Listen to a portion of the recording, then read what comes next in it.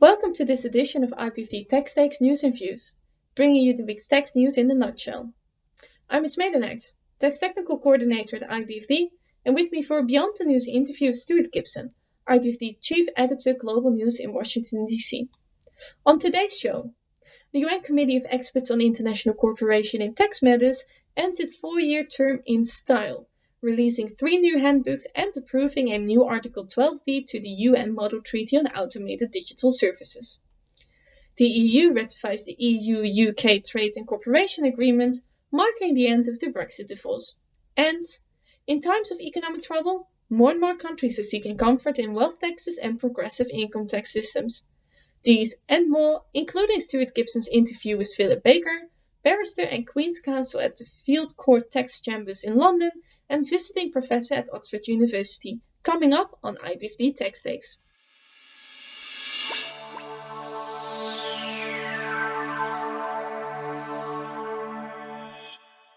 First, we turn to the top news of the past week as reported in IBFD's Tax News Service.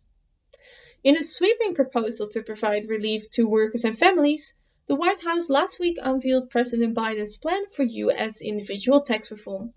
His plan would raise taxes on the rich by restoring the individual top tax rate from 37% to 39.6%, ending preferential tax rate on capital gains and dividends for households earning over $1 million a year, and adding a Medicare tax of 3.8% to those making more than $400,000. Biden's plans would raise $1.5 trillion over a decade, which he proposes to spend on direct subsidies for families with children and expanding access to preschool and community college. The plan faces significant hurdles in Congress. New York is already shifting its tax burden up the income ladder. That state, which imposes some of the highest income taxes in the US, has raised its top marginal tax rate on individual from 8.82% to 9.65% and added 2 new tax brackets. 10.3% on income from $5 million to $25 million per year and 10.9% on income above that.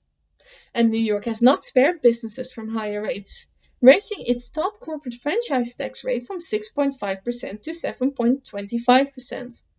Time will tell whether these tax hikes will motivate wealthy New Yorkers to become wealthy ex-New Yorkers. In a similar vein, following the lead of its neighbor to the east, Argentina, Chile plans to introduce a one-time tax on wealth to give that country the resources to provide financial support to households suffering from the COVID-19 pandemic.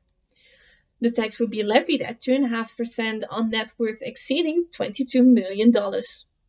Chile also proposes to raise the corporate income tax rate from 27% to 30%, and it suspends various tax exemptions for the years 2021 and 2022.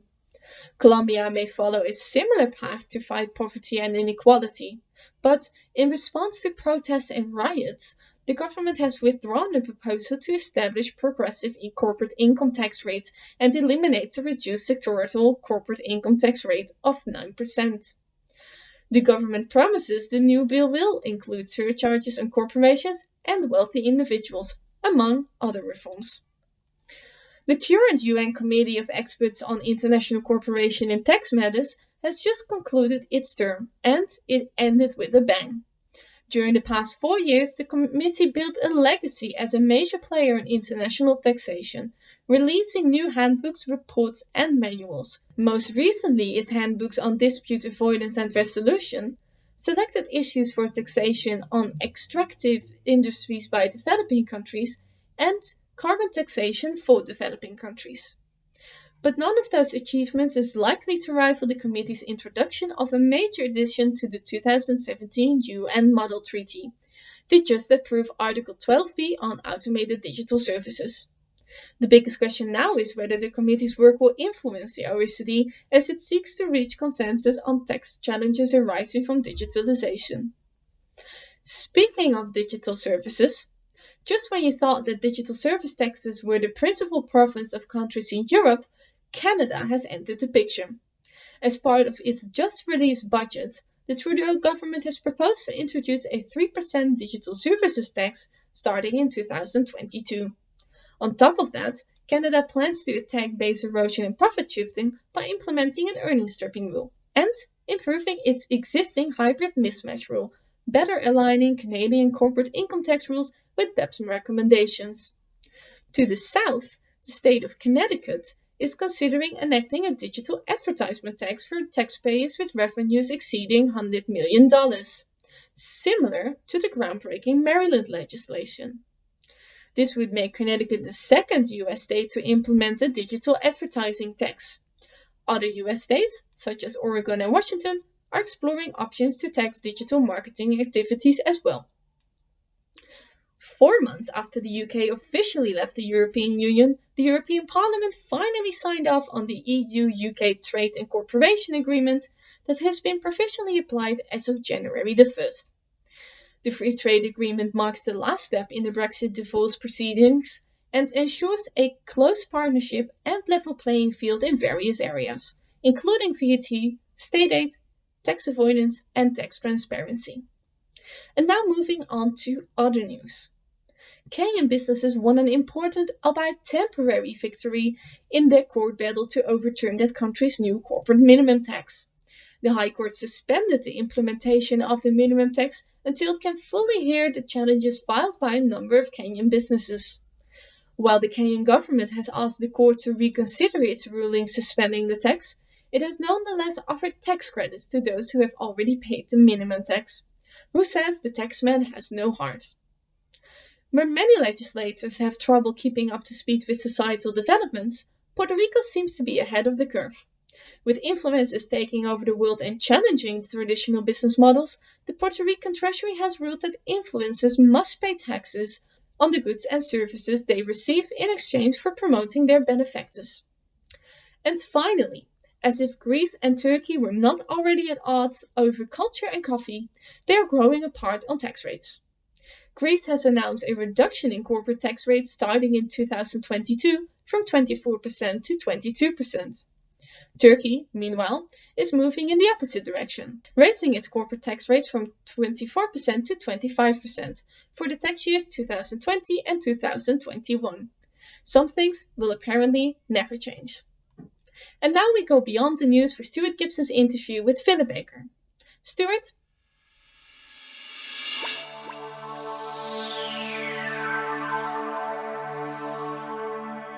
Thank you, Esme, for your informative news report.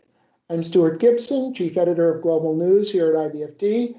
Joining me today is Philip Baker, Barrister and QC at Field Court Tax Chambers in London, visiting professor at Oxford University, and outspoken leader in efforts to protect taxpayer rights around the world. Welcome, Philip. Thank you, Stuart. It's nice to see you. Same here. Philip, governments have always collected private information about their citizens to administer their tax laws, but over the past 2 decades, that information has been used not just for domestic tax administration, but for many other purposes as well. For example, in the United States, the IRS can disclose tax information to help locate fugitives from justice or collect back child support. More recently, tax administrations have become routinely exchanging tax and financial information with other countries. Could you give us a brief history of how these information exchanges have evolved over the past 10 to 15 years? With pleasure, certainly. I'm only going to talk about exchanges between countries rather than between different parts of the same government. In terms of cross-border exchange, really you can actually go back quite a bit longer than the last 15 or 20 years, back to the 1920s, when the first idea that one might exchange information primarily as a way of combating tax avoidance and evasion. And that developed into the system that we know based upon provisions in bilateral tax treaties, which provide for exchange on request, spontaneous exchange, and automatic exchange. The big change in the slightly over the last decade or so was the move from an international principle based upon exchange on request, where one competent authority was investigating a taxpayer and asked for specific information or asked for information about a group of taxpayers, moved from that to automatic exchange, AEOI, automatic exchange of information. And it's said that the international norm shifted to AEOI, and it did so partly as a result of FATCA in the US, that US Congress moved on the line of FATCA and insisted upon foreign financial institutions providing information, particularly to identify US citizens who had a bank account outside the US. And that was picked up by certain countries this side of the Atlantic, the UK and others, and developed into a sort of European idea of reporting standard. And then the OECD picked it up, and that became the OECD CRS, or Common Reporting Standard. That's the big development in the last 10 years. So we've moved from individual requests between competent authorities to automatic exchanges where no request is required. So you've expressed concerns about the unfettered exchange of taxpayer data, both within and among governments. So what are your biggest concerns about where things now stand and where they appear to be headed? Well, my concerns are mainly with automatic exchange. One has to understand that under this system, particularly the CRS, literally billions of or data relating to billions held in bank accounts and other types of investment accounts are regularly being exchanged between a growing number of countries. It's a huge amount of data that are being exchanged. Whilst I entirely understand that tax authorities are entitled to seek information from taxpayers and to use that information, I have, I think, two big concerns. The first concern is whether that data is being adequately protected, both in its transmission and in the use that's being put to it when it's being received. We, this side of the Atlantic, are used to the idea of data protection, very high levels of data protection, and that to a certain extent has been left aside in the rapid move towards this automatic exchange. For example, it's absolutely critical to data protection that you have purpose limitation. You have to identify the purpose for which the data are being exchanged. And when that purpose has been exhausted, the data must be destroyed.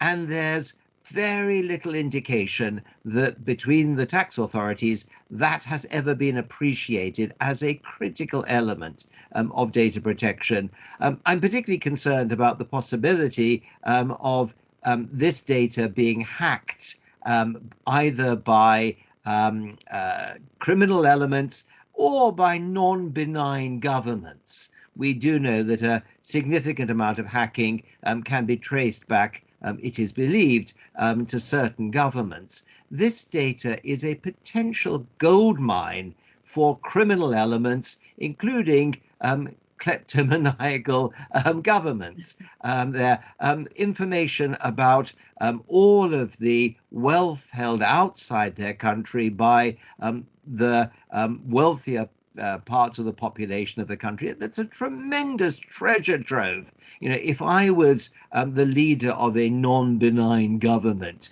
wanting potentially to put pressure on people in other countries, I'd want to know this information if I haven't got it already. That's one concern. And I guess linked with that is also the concern about the governments that are receiving this information there. It's all very well to have automatic exchange between like-minded countries, like within the European Union, and I'd include the UK in that group. They're countries that have data protection, countries that respect human rights. But we're talking about countries here that do not respect human rights, do not have data protection, where the information may be used adversely. And it's very difficult for the OECD to say to some of these countries, and some of them are big and powerful countries that the OECD wants to draw into its work, how can it say to some of those countries, and you and I can probably both imagine some of the countries we're thinking of, I'm probably thinking of even more than you're thinking of there. Probably. But how can the OECD say to those countries, no, you can't have this information. We don't trust you as to how you will protect it and what use you will make for it. And that's, I think, the big mistake of the OECD, to go headlong down this route of this system of CRS without recognizing that, frankly, some of the countries they're dealing with should not be receiving this data or these data. So you've basically laid out a concern about mostly what I would refer to as, you refer to as non-benign, I might refer to as rogue, or countries that don't respect the privacy or human rights of their citizens. So what should the governments that are providing that information be doing to better protect the security of the information that they're exchanging with these governments? Well, I don't think they should have entered into this system in the first place. Okay. And now they have entered into it, they should be much more willing to cut countries out of it. In particular, if there is a leak of data in that country, out. That country loses the right to receive it there.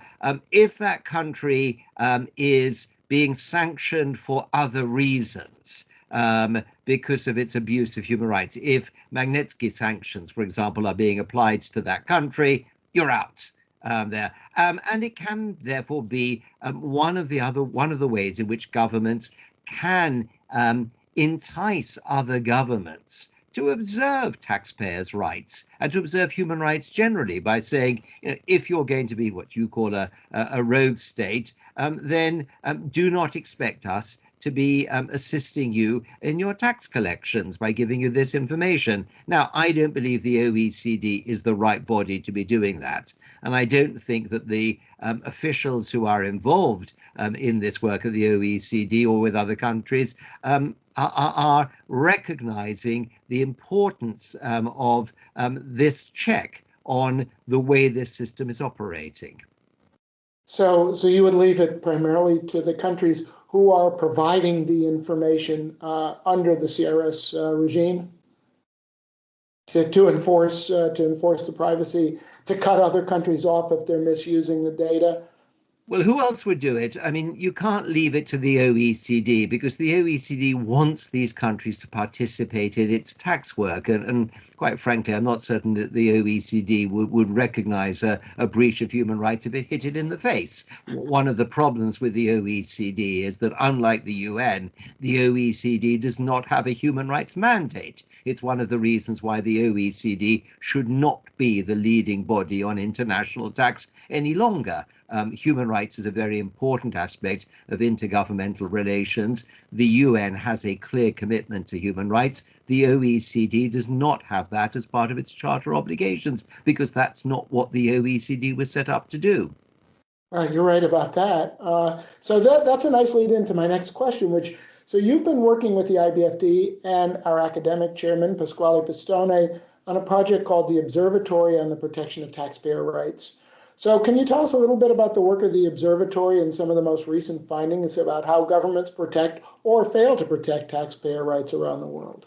Yeah, with pleasure. The Observatory grew out of the general report that Pasquale and I wrote for the IFA Congress in Basel, which was 2015, which was on the practical protection of taxpayers' rights. And we weren't concerned there with pointing the finger and saying this country does not protect taxpayers' rights and that country falls down to this. We were looking for good practice rather than bad practice. How do countries effectively protect taxpayers' rights? How do they give them rights in audit? How do they protect taxpayers' rights in the enforcement of taxes? And we identified a range of minimum standards and also best practices certain countries were best in class, shall we say, with regard to a particular aspect of tax administration. We thought it was sufficiently good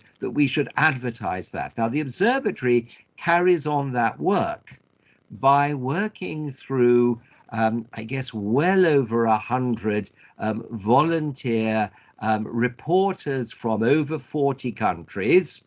We try to have from each country at least someone from the tax administration, an academic, and a tax practitioner, and they tell us whether that country is, for example, meeting the minimum standards, or whether it's developed a new approach to protection, which might be the new best in class, the new best way of protecting. And we monitor whether countries have improved their position or they've slipped down a little bit in terms of their protection. Now, the material that we get from the national reporters goes on to the Observatory website. It's totally free access. If you access the IBFD and you look at for the Observatory on taxpayers' rights, you will find it's completely free access.